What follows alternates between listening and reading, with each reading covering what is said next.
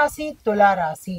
ఈ రాశిలో ఉండే విద్యార్థులకు చూసుకున్నట్టయితే ఒకే విషయాన్ని గట్టి పట్టుతో అలాగే కూర్చుండిపోతున్నారు. అలా కూర్చోకండి. మీరు ఇప్పుడు ఈ విషయం కాకపోతే, మీరు అనుకున్న అంశం కాకపోతే ఇంకొక అంశంలో ప్రయత్నం చేయండి. ఇంకొక దారిలో ప్రయత్నం చేయండి. కానీ దాని మీదే పట్టుబట్టి కూర్చుంటే కనుక సమయం వృధా అవుతుంది. మీ కెరియర్ పాడయ్యే అవకాశం ఉంది. జాగ్రత్తలు తీసుకోండి. అయితే ఏదైనా కొత్త కోర్సుల్లో చేరాలన్నా, లేదంటే పలానా కాలేజీలో సీట్ రావాలన్నా, లేదా అంటే నేను వేరే స్టేట్ వెళ్ళాలనుకున్నా, ఇలా మీరు ఏదైతే అనుకుంటారో ఆ సంకల్పానికి సంబంధించిన ప్రణాళికలు, ఎగ్జిక్యూషన్ అంటే దాన్ని అమలుపరిచే విధానాన్ని కూడా మీరు జాగ్రత్తగా పరిశీలించుకుని చేసినట్టయితే సక్సెస్ సాధిస్తారు. ఉద్యోగస్తులు చూసుకున్నట్టయితే కనుక మీ మాట తీరు, మీ పనితీరు మార్చుకునే ప్రయత్నం చేసుకోండి. అంటే మీ చేసే విధానం కానీ, మీరు మాట్లాడే విధానం కానీ నలుగురు మెచ్చని విధంగా ఉంటోంది కాబట్టి జాగ్రత్తలు తప్పనిసరిగా తీసుకోండి. తద్వారా మీకు ఉద్యోగ నష్టమయ్యే అవకాశము, రావలసిన అంటే ఏవైనా మంచి ఫలితాలు ఆగిపోయే పరిస్థితి కనబడుతోంది. జాగ్రత్తలు తీసుకోండి.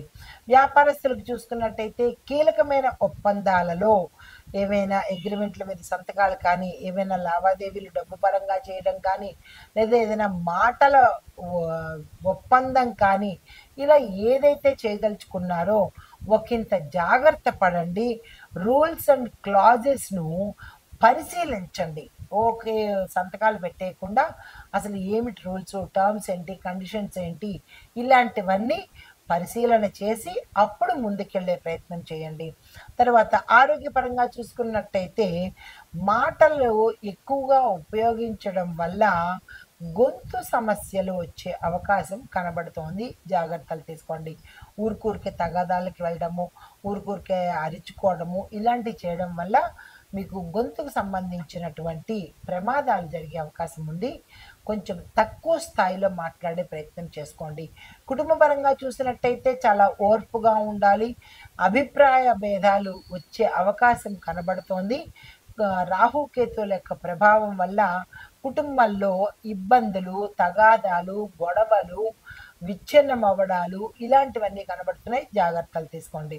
అయితే రాజకీయ పరంగా చూసినట్టయితే కనుక మీ యొక్క మాటల తీరుతోనే ప్రజలను ఆకట్టుకుంటారు కాబట్టి మాట ఇక్కడ చాలా బంగారంలాగా వాడుకోండి.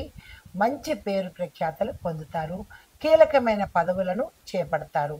తర్వాత మీకు చెప్పదగిన పరిహారాలు, ఏదైనా ఒక పాఠశాలకు ఏదైనా స్పాన్సర్ లాంటిది చేసుకోండి.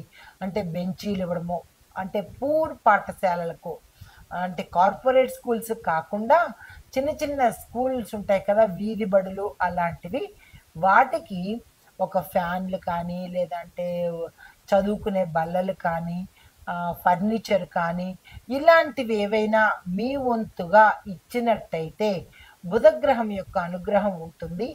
ఆ ప్రయత్నం తప్పనిసరిగా చేయండి. దీంతో పాటు ఎరుపు రంగు పువ్వులతో ఏ దేవుడికైనా సరే పూజ చేసేటప్పుడు ఎరుపు రంగు వాడడాన్ని ఎక్కువగా పెట్టుకోండి. వస్త్రధారణ కావచ్చు, పూజలు చేయడంలో కావచ్చు, ఎరుపు రంగుకి ప్రాధాన్యత ఇవ్వండి. అయితే మీకు చెప్పదగిన మంత్రము ఓం శ్రీం హ్రీం క్లీం బుధాయ నమః బీజమంత్రం ఉంది. జాగ్రత్తగా పఠించండి. 11 సార్లు పఠించే ప్రయత్నం చేయండి. ఇది ఈ రాశిలో ఉండే వారికి చెప్పదగిన గోచారరీత్యా ఫలితాలు, పరిహారాలు. నమస్తే. తదుపరి రాశి కుంభరాశి. ఈ రాశిలో ఉండే విద్యార్థులను కనుక చూసినట్టయితే సాంకేతిక పరంగా, అంటే టెక్నికల్గా, టెక్నాలజీగా ఆ వైపు మీకు ఎక్కువ ఆసక్తి పెరుగుతుంది. దాని మీద అంటే ఆ దిశ డైరెక్షన్ మార్చుకోకండి. అటువైపే వెళ్ళినట్టయితే కనుక సక్సెస్ సాధించే అవకాశం ఉంది. ఉద్యోగపరంగా చూసుకున్నట్టయితే కనుక ఎటువంటి ఇబ్బందులు ఉద్యోగస్తులకి ఈ సమయంలో లేవు. అన్ని రకాలుగా చాలా బాగుంటుంది. ప్రమోషన్స్ వస్తాయి, ప్యాకేజ్ పెరుగుతుంది. మీ మీ యొక్క పనితనం వల్ల కానీ, మీ యొక్క మాట వల్ల కానీ, మీ పై అధికారులు మిమ్మల్ని ప్రశంసలకు గురి చేస్తారు. వ్యాపారస్తులకు చూస్తున్నట్టయితే గనక సోషల్ మీడియా, కమ్యూనికేషన్ రంగంలో ఉన్నవాళ్ళు జాగ్రత్తలు తీసుకోవాలి. అయితే ఆరోగ్యపరంగా చూసినట్టయితే గనక నిద్రలేమి సమస్య కనబడుతోంది.